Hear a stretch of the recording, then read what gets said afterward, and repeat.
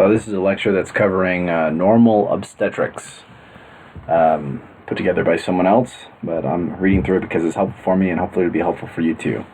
So first of all, addresses here how accurate home pregnancy tests are, and they are pretty accurate. I mean, 98% is pretty much close enough to 100. So that's 7 days after implantation. A week after menses, they're basically 100% accurate. And what they're measuring here is something called beta HCG, which is beta human chorionic or something gonadotropin. Essentially, when the baby implants, the levels of beta HCG start to increase, and you can pick it up for sure, 7 days in the serum, but in the urine, it's definitely detectable within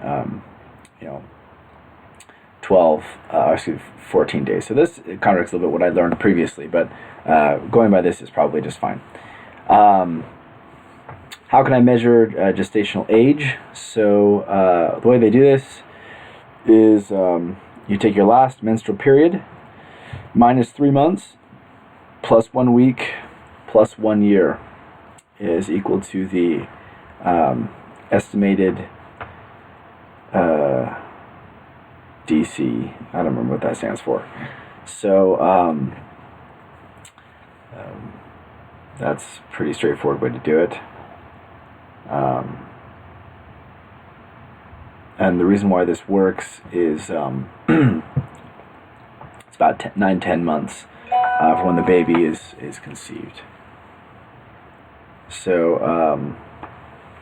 it says, why do I care about prenatal vitamins? It says folate is important to prevent neural tube defects. So a lot of times what will happen when the baby is conceived, the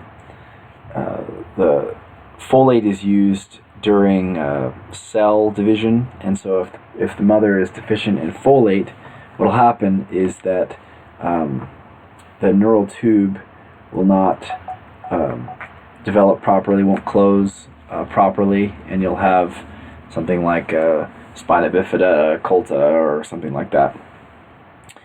And that's not good. So folate can help prevent those sorts of problems. So what is the biology of period cessation? So we're talking about period, they're talking about the menstrual period. So talking about what is the biology of this, so it says progesterone is produced by the corpus luteum.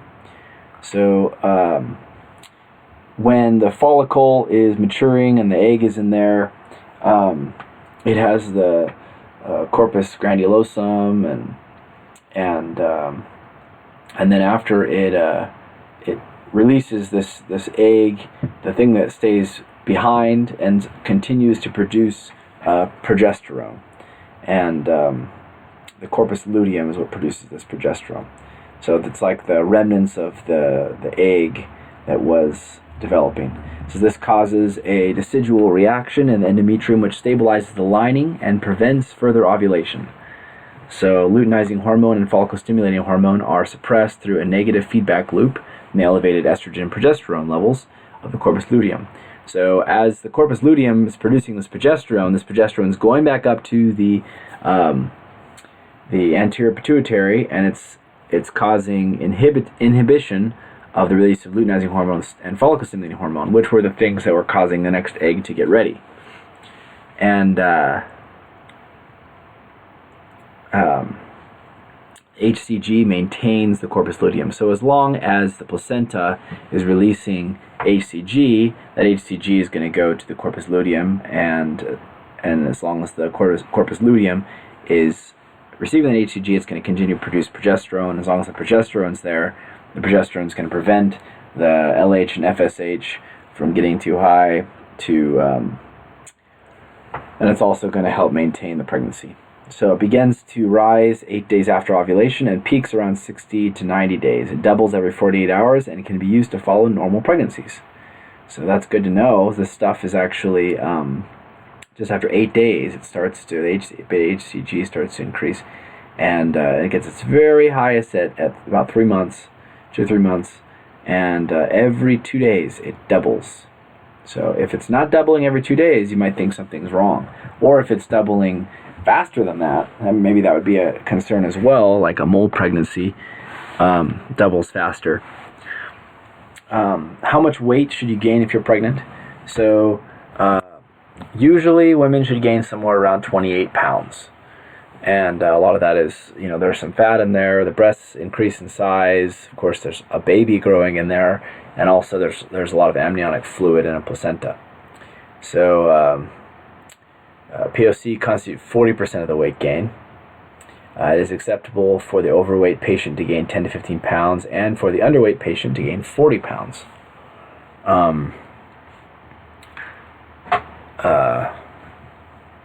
So in other words, if someone's already overweight, they may not gain much more fat because they already have plenty of fat. But if a person's really underweight, they may gain a lot more weight because they're going to gain some more fat to help support the breastfeeding and all those other things. What hormones contribute to constipation and hemorrhoids?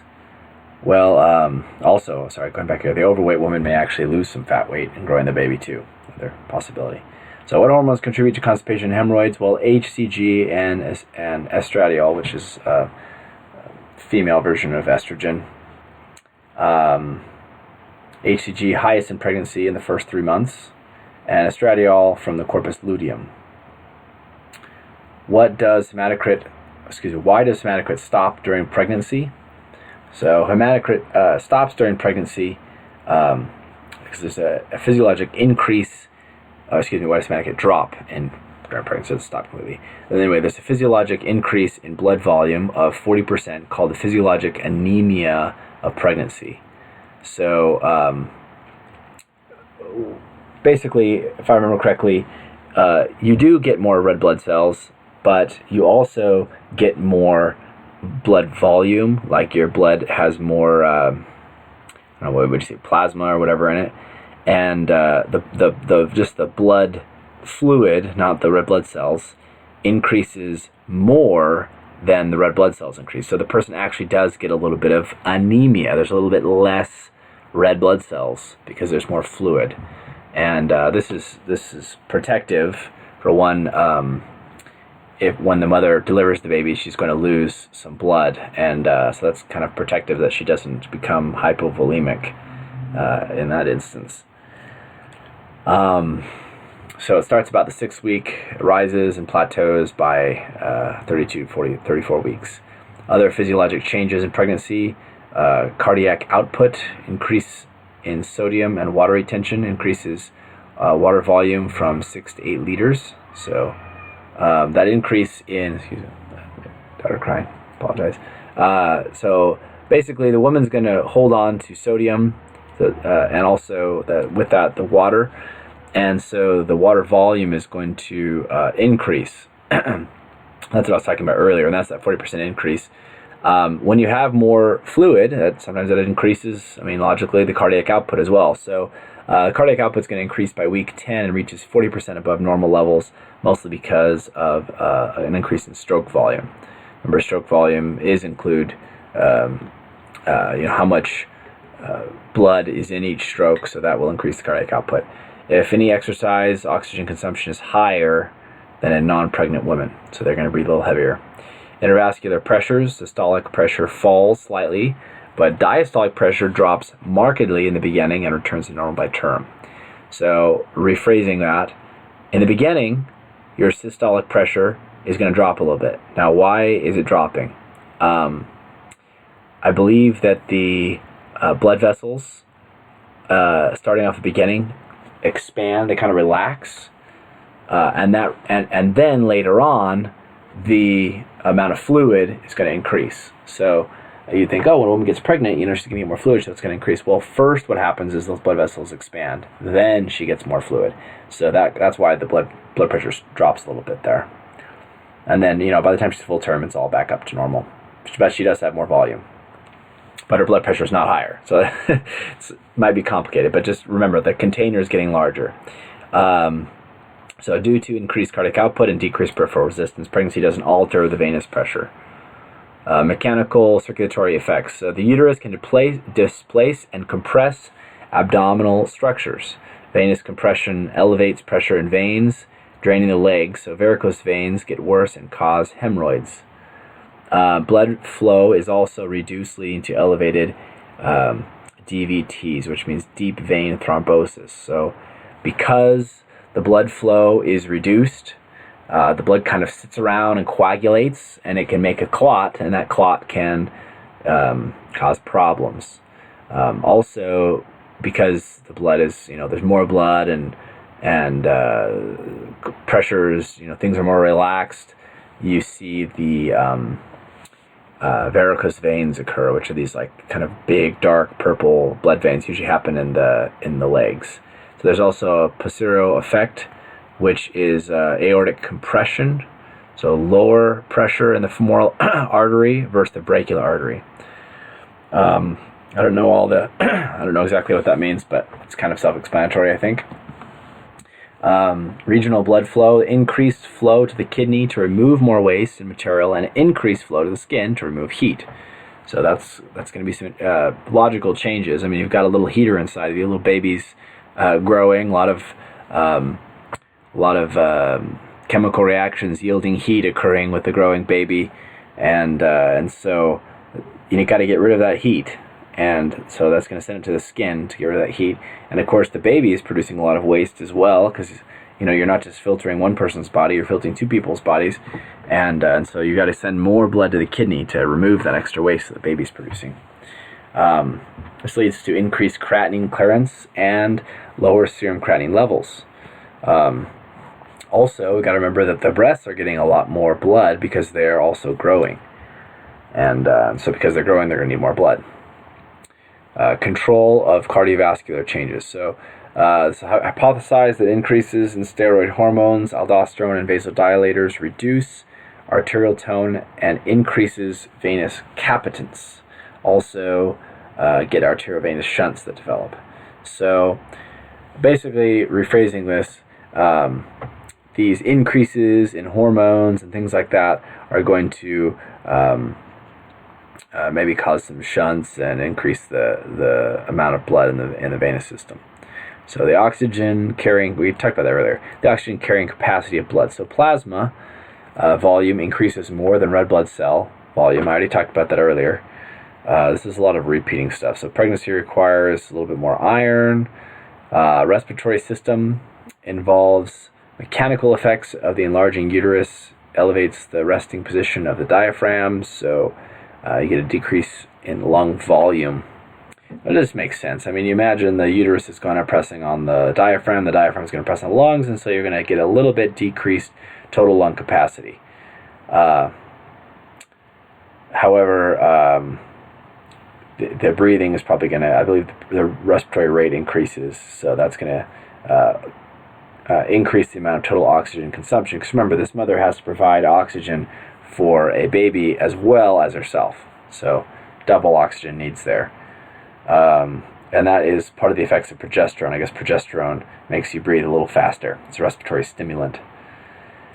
Alveolar, arterial gradient, and arterial blood gas measurements. So hyperventilation of pregnancy results in respiratory alkalosis, which makes sense. You're breathing faster. You're going to breathe out that acidic carbon dioxide. So you're going to decrease the acidity of the blood. So you give someone some progesterone, they're going to breathe faster, they're going to breathe more. They're going to become alkalotic, and you call that respiratory alkalosis. So maternal blood pH is somewhere between 7.4 to 7.45. That's just, it's normal range. Dyspnea of pregnancy. So 60 to 70% of pregnant women report dyspnea, unknown cause. That means shortness of breath. So they feel like they're short of breath. Maybe it's because their lungs can't expand as much. Renal system undergoes marked dilation. So partial obstruction of ureter occurs at the pelvic brim. Renal flow and GFR increase and remain 40 to 50% increase throughout the pregnancy. So we talked about that earlier. Basically, the renal flow is increasing. Kidney handle the sodium retention like a champ. So yeah, so they handle the sodium retention well, and they maintain the balance appropriately. Respiratory alkalosis is compensated by renal excretion of bicarbonate. So bicarbonate is kind of a buffer.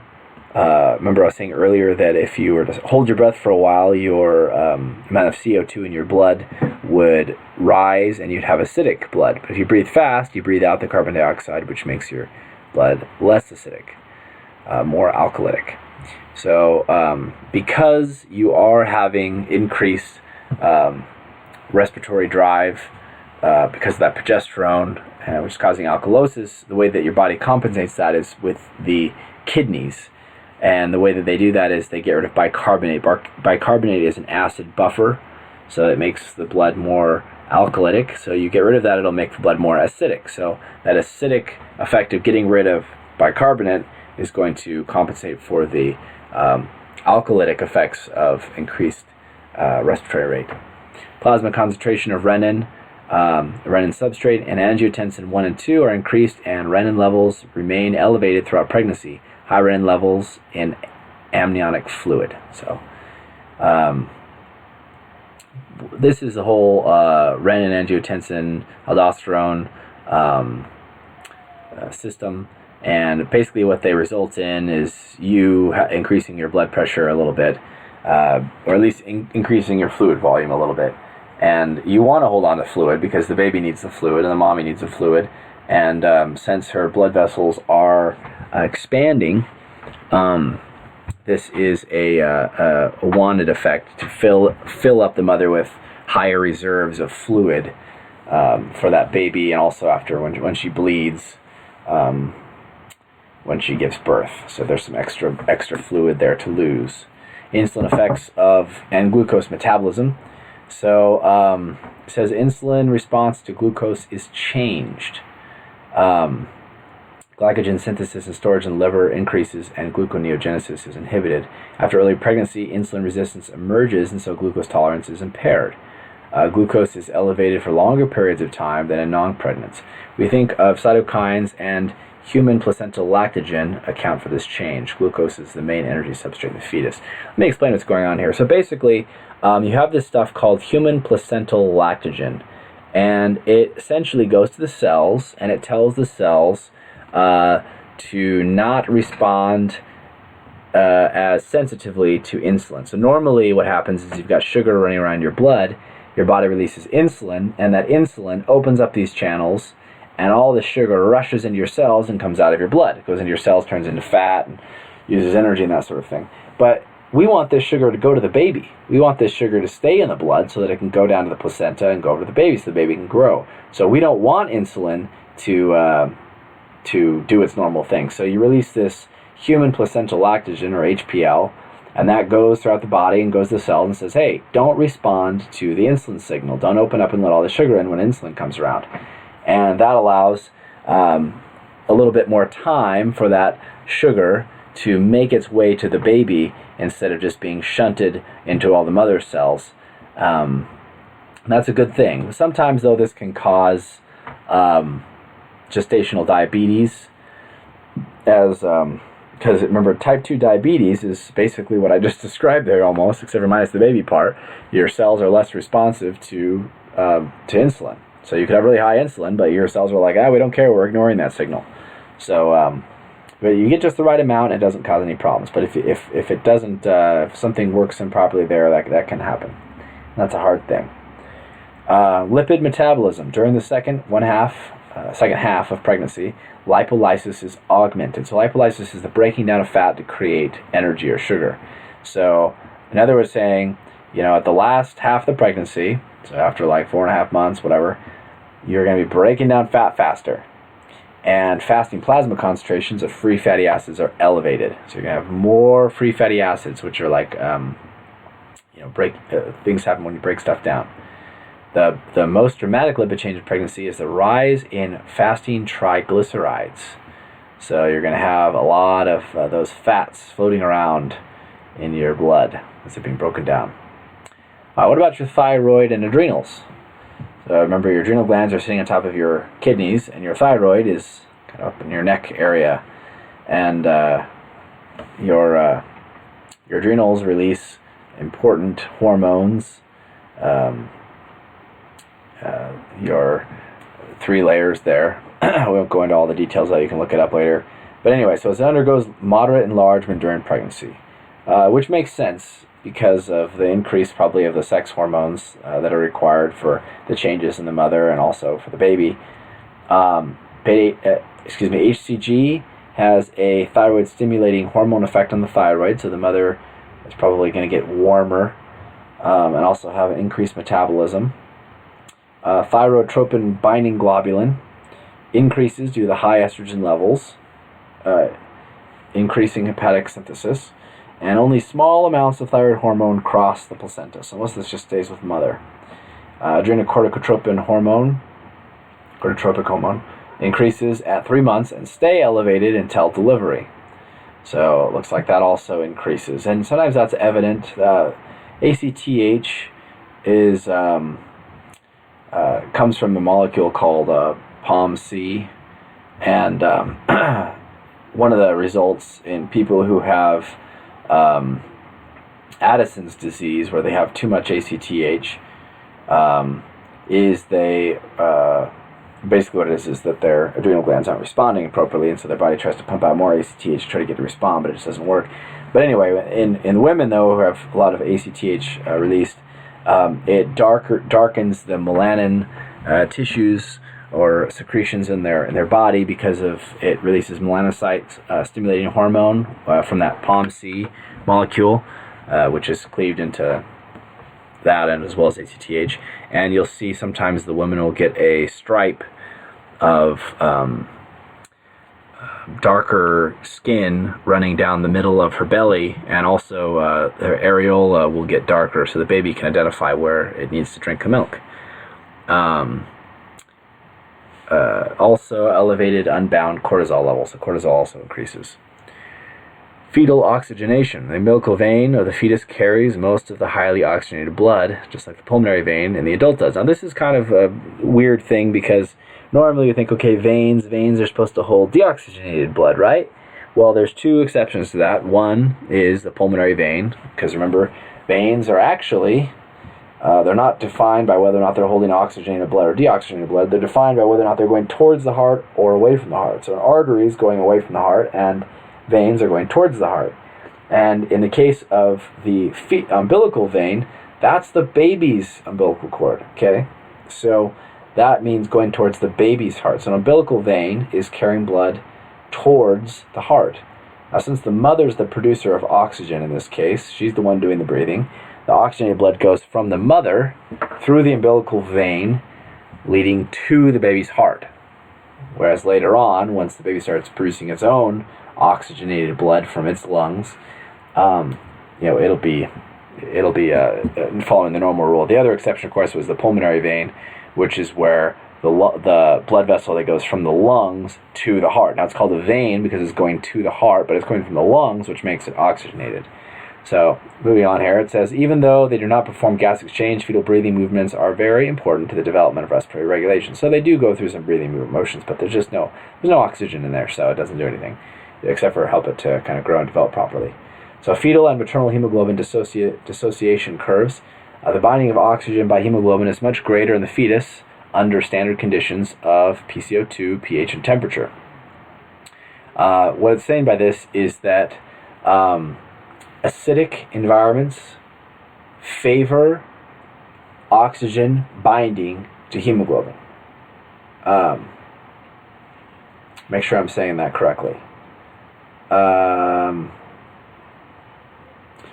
Yeah. So, actually, I don't know if I said that. Basically, what you need to understand is that what we want to have happen here is we want oxygen to bind to hemoglobin, but we want it to dissociate from that hemoglobin and get into the baby's circulation. And so recognize that the baby's blood, which will probably have different levels of these things, will favor the oxygen going from the mother's blood to the fetal hemoglobin, and that'll allow the baby to get some oxygen that way. So it says this shifts the oxygen dissociation curve to the left for the fetus and to the right for the mother, which is good. So that allows that transfer of oxygen to go from the maternal hemoglobin to fetal hemoglobin. Double bore effect facilitates oxygen transfer to the maternal fetal blood. CO2 and acids are transferred to the mother from the fetus, and the associated rise in fetus pH, meaning it gets less acidic or more alkalytic. Never get confused. That rise in pH means it's more alkalytic. So the mother becomes more alkalytic, increases RBC, red blood cell affinity, which means its strength of binding for oxygen uptake. Also, the reduction in maternal pH, that means decreasing pH, increases the unloading of O2 to the uterus. So I think the more acidic it is, this is the correct statement, the more acidic it is, the more the oxygen is going to dissociate from the hemoglobin. So that allows it to go, the oxygen to get into the tissues that need oxygen, which are going to be the acidic, carbon dioxide rich environments, and warmer into temperatures as well, which would be like where you're exercising. That's where it wants the oxygen to go. Fetal circulation. So the fetal circulation is a parallel circuit characterized by channels and preferential streaming. This maximizes delivery of more highly oxygenated blood to the upper body and brain, less oxygenated to the lower limbs, and the lowest to the non-functional lungs. The umbilical vein carrying oxygenated blood from the placenta to the fetus enters the portal system. Most of the blood bypasses the liver through the ductus venosus and into the inferior vena cava. I'm not going to go into that very much, but basically you can look up fetal circulation if you want. It's kind of complicated. That's a nice little summary, but I don't want to spend too much time on that because I got a lot more to go through. So preconception care include risk assessment, health promotion, medial cycle. Yeah, so you just look up these sort of things. Ask the woman about the reproductive life plan, how many babies they want to have, that sort of thing. Half the pregnancies in the United States are unplanned. Make sure they're taking their folic acid, omega-3 fatty acids. Talking about preconception counseling, weight loss, and exercise. Because, why is this? Because obesity is associated with increased risk of gestational diabetes, and that's dangerous for the child, it's dangerous for the mother. Can cause macrosomia, make big baby hard to come out. Preeclampsia, cesarean delivery, anesthesia complications, post-op complications. So yeah, you just make sure that you're taking care of that. It says the effect of the chronic medical disease, idiopathic hypertension, or on pregnancy, increased risk of preeclampsia. Yeah, I'm not going to go into all that, but you understand it, hopefully. You might need to modify if she's taking any antihypertensive drugs, like ACE inhibitors. You can't give mothers ACE inhibitors when they're pregnant because, like captopril, lisinopril, those kinds of things, because it causes fetal renal dysgenesis.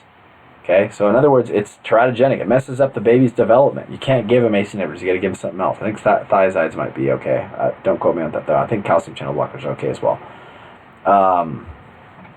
Also, got to get them to stop smoking. That's not good. So I don't want to go into too much of this. Higher risk of Down syndrome and other trisomies if the mother's over 39 years old.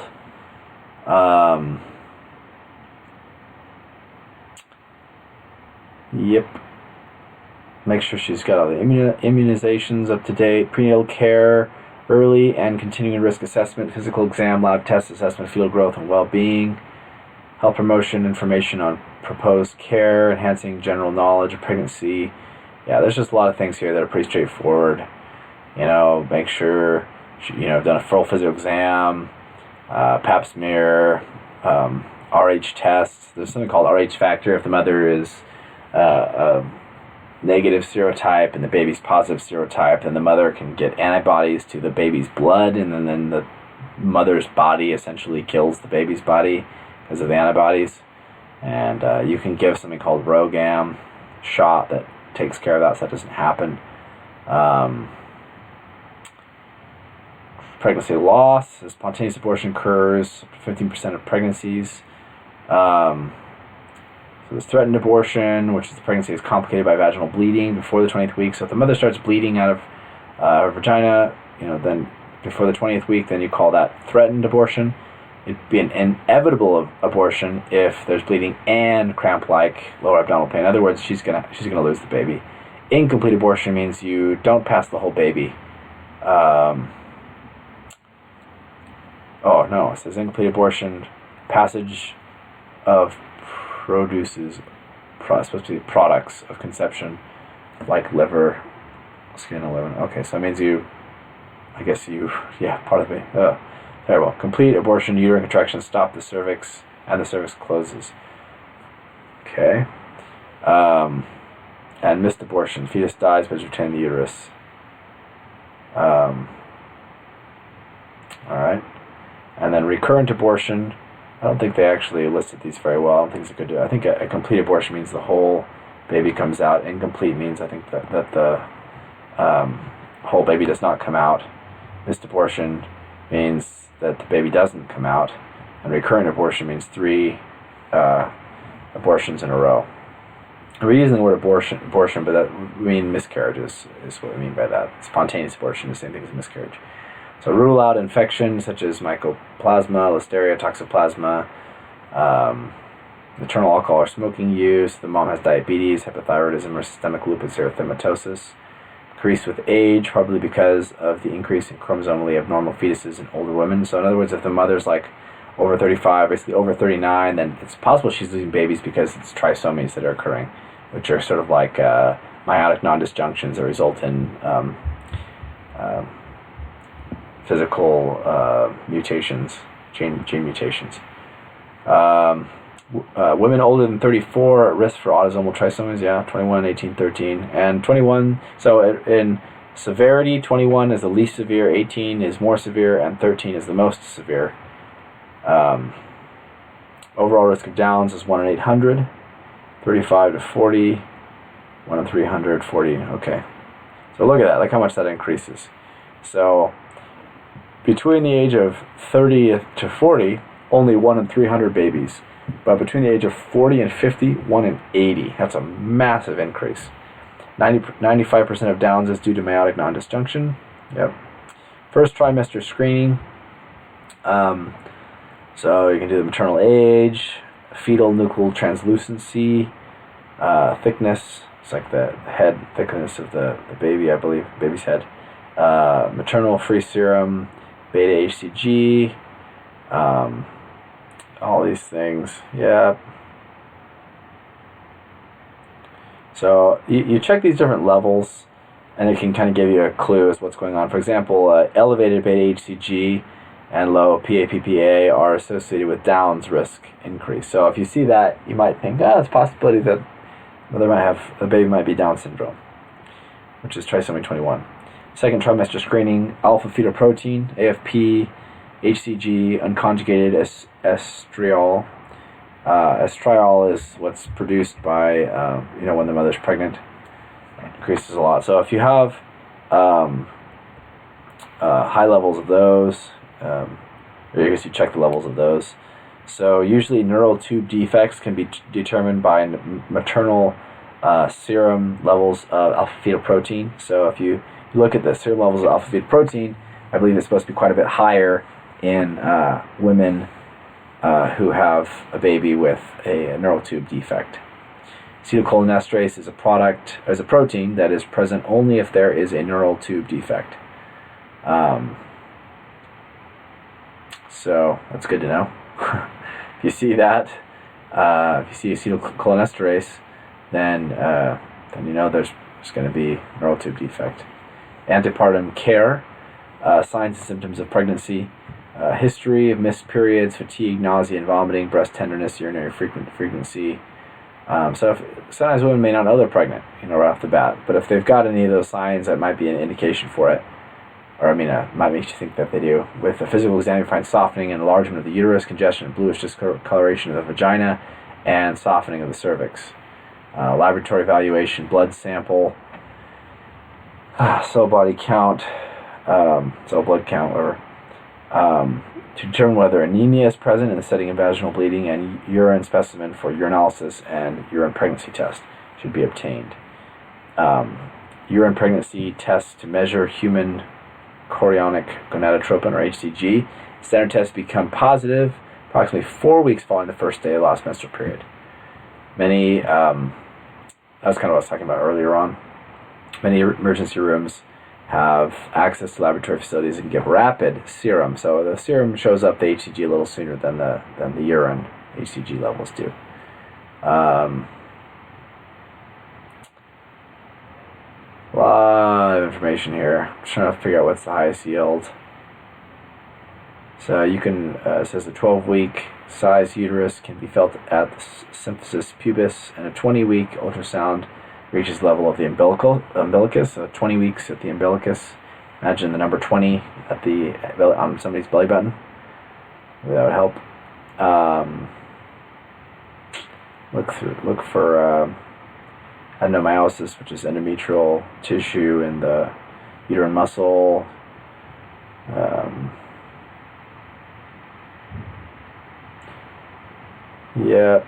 Spontaneous vaginal bleeding is common. You don't always know why it occurs. Usually it just stops on its own. But if they start cramping with the bleeding, then we're worried. It might be a miscarriage. Then you need to monitor their HCG levels really strongly if that's happening.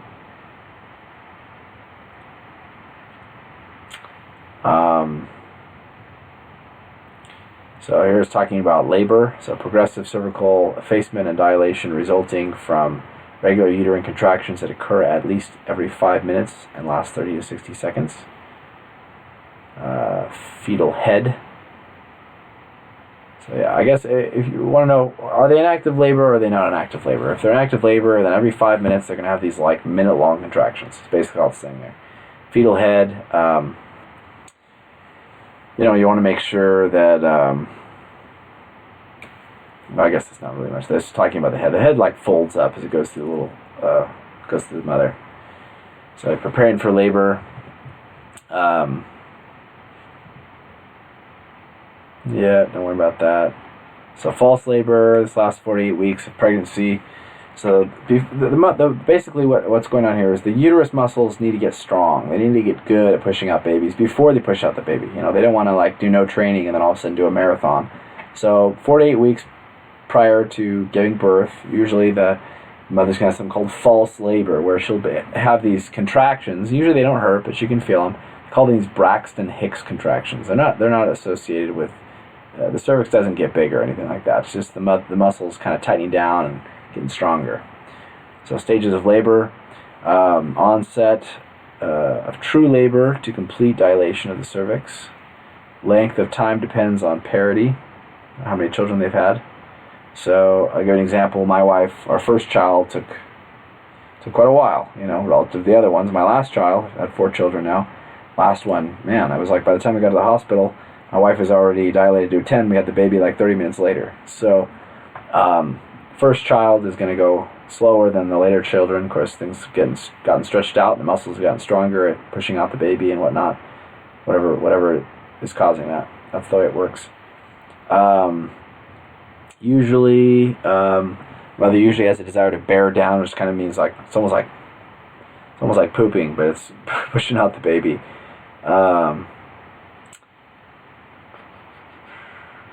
Kaput is localized in swelling of the scalp caused by pressure of the cervix on the head.